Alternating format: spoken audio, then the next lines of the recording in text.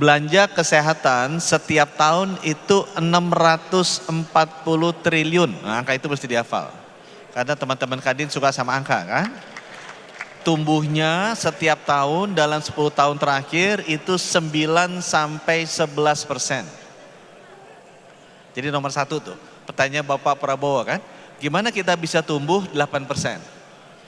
Sekarang kan 8%, oh investasi sekian, kerja keras, berdoa, segala macam. Kita harus pilih sektor-sektor yang bisa tumbuh di atas 6%. Dan sektor kesehatan itu belanjanya 9 sampai 11, historical. Kenapa kok kontribusinya begitu dihitung jadi GDP nggak sebesar itu? Karena banyak sekali yang import.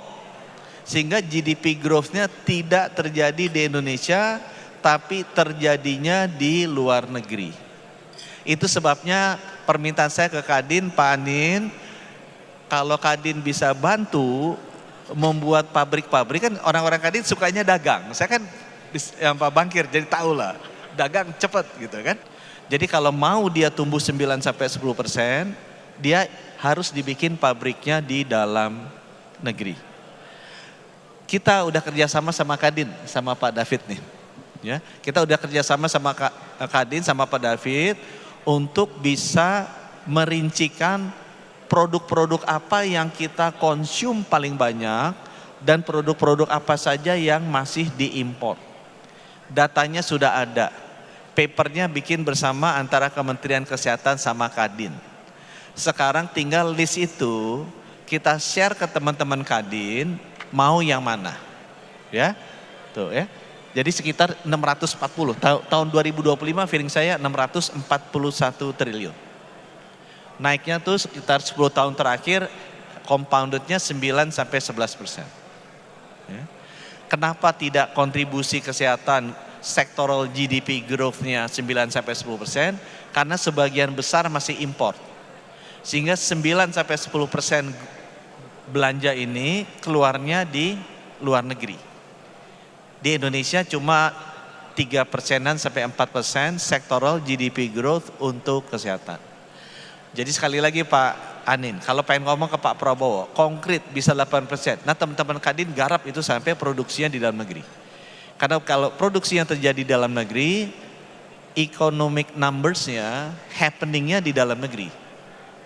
Dan ini konsumsinya sudah pasti terjadi, karena udah dibeli.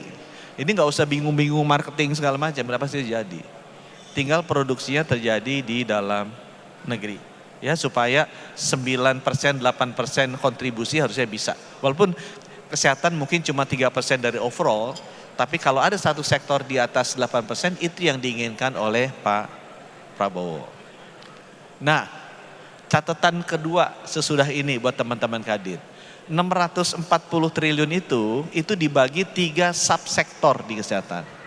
Rata-rata sama. Kalau di Indonesia agak beda-beda dikit ya, tapi kalau di seluruh dunia itu sama. Sepertiganya untuk sektor farmasi, obat-obatan. Sektor keduanya untuk sektor alat kesehatan. Sektor ketiganya sektor rumah sakit atau layanan kesehatan. Jadi tempatnya Pak David nih di rootnya Siloam itu kira-kira marketnya sepertiga dari sini. Ya. Yang punya farmasi Kalbe, Temposcan, Sanbe itu sepertiganya lagi. Alat kesehatan Siemens, GE, Philips sepertiganya lagi.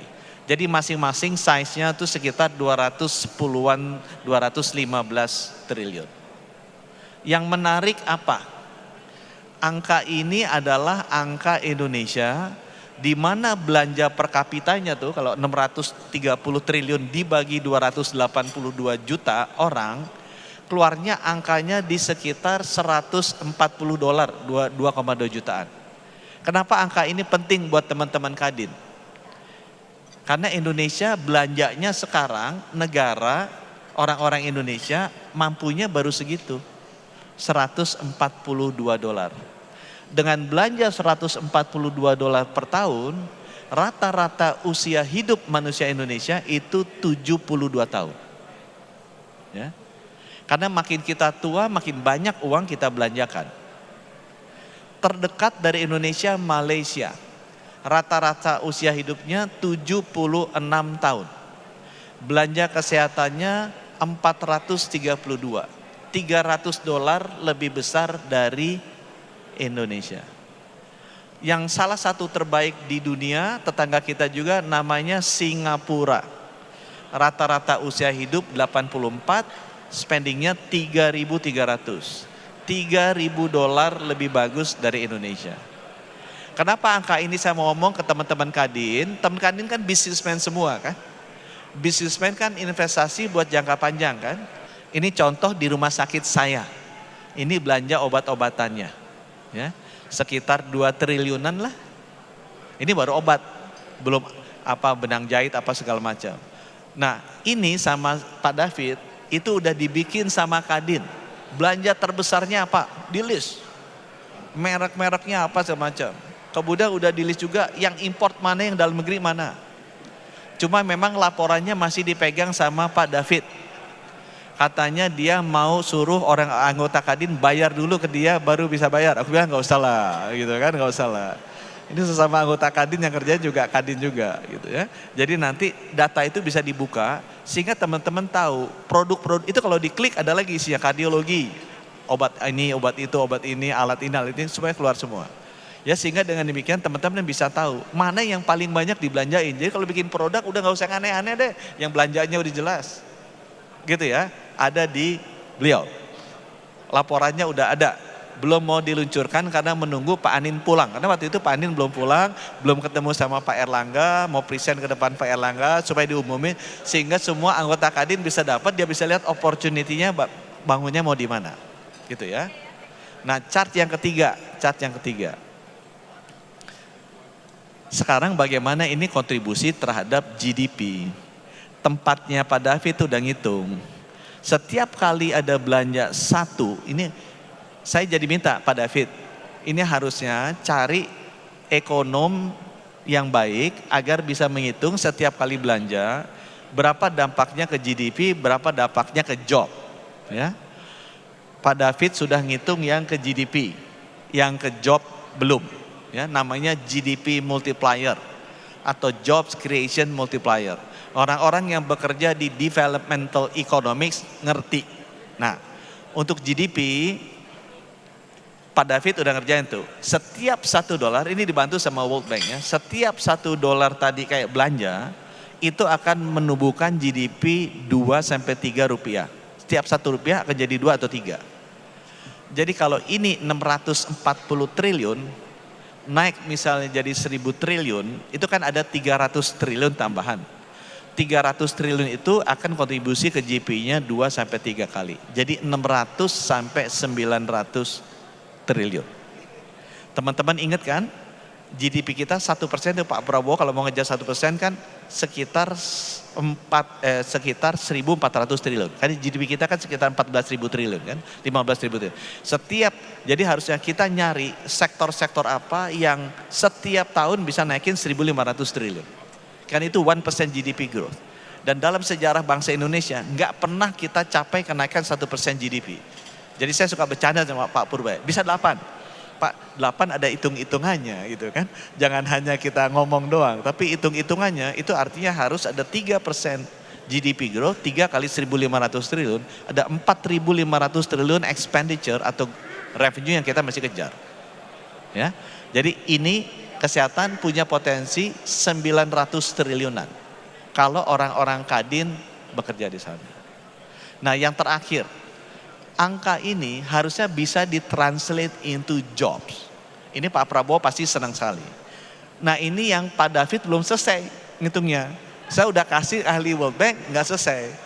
Masa nggak ada di orang-orang Kadin, ahli-ahli ekonomi gitu, yang bisa menghitung setiap belanja, itu ada rumusnya. Kalau belanja manufacturing, setiap kali kita invest misalnya 1 miliar jadi berapa jobs. Belanja di pertanian 1 miliar jadi berapa job. Itu ada namanya ICOR kira-kira kayak gitulah. Jadi berapa besar job yang kita bisa create. ICOR tuh lebih ke nilai ekonomis, tapi ada juga yang jobs multiplier istilahnya. Nah itu Pak David sebabnya belum diluncurkan karena dia masih ngitung. Saudara. Kalau kita nambah belanja kesehatannya 100 triliun, berapa banyak jobs yang akan di-create? Rumah sakit akan bertambah banyak, suster bertambah, dokter bertambah, bidan bertambah. Misalnya pabrik obat akan bertambah, nah itu ahli biologi akan bertambah, ahli kimia bertambah, kemudian satpam-satpamnya juga bertambah. Pak, kita ini ada masalah sama BPJS nih Pak. What should we do gitu Pak? Terus melibatkan pengusaha Pak. Apa yang bisa dilakukan gitu. Kita merasa tiba-tiba ada keputusan dari dinas yayasan ini nggak boleh ikut BPJS. Contohnya Depok, suruh pindahin gitu loh Pak. Jumlahnya, padahal kita membangun, menolong, maksudnya untuk pelayanan ini tidak mudah. Karena dulu di daftarnya bebas Pak Menteri. Jadi urusan BPJS itu terkait sama swasta loh Pak. Karena kita dengan yayasan, kita membantu untuk menyediakan prasarana, dan tiba-tiba ada rulesnya seperti itu Pak. Mohon dibantu Pak, makasih. Aku jawab langsung ya. Langsung aja. Pak, jadi BPJS itu tadi ya. Aku kasih ilustrasi. Kalau tadi 640-an triliun setahun belanja kesehatan. Kalau kita naik ke Malaysia, itu jadi 3 kali lipat kan. Jadi dari 641 triliun jadi 1.800 triliun. Speed saya yang tadi khusus buat investor dan buat pengusaha. Kalau saya ngomong ke Menteri Keuangan, kebalikannya Pak. Nah, karena Bapak nanyanya mengarah ke sana, saya kasih chart yang sama, tapi kalau saya ngomong ke Menteri Keuangan seperti apa gitu kan. Yang dulu itu kan Ibu Sri Mulyani. Jadi saya bilang, Bu, Malaysia 76 loh, 432 bedanya 300. Kita kan menua Bu, Ibu juga udah tua sama-sama. Pasti kita usianya di atas 74 dong Bu. Kalau 74 kan nambah $300 Bu. Kasih 280 triliun Bu, itu artinya 1.200 triliun tambahan dari sini. Jadi kalau di total 1.800 triliun, Bu, dari mana uangnya 1.800 triliun? Gitu kan? APBN kita juga sekarang berapa? 3.500. Masa iya bisa 1.800 triliun dipakai buat bayarin kesehatan seluruh rakyat Indonesia? Makanya Bu, kita mesti hati-hati mendesain sistem pembiayaan kesehatan kita.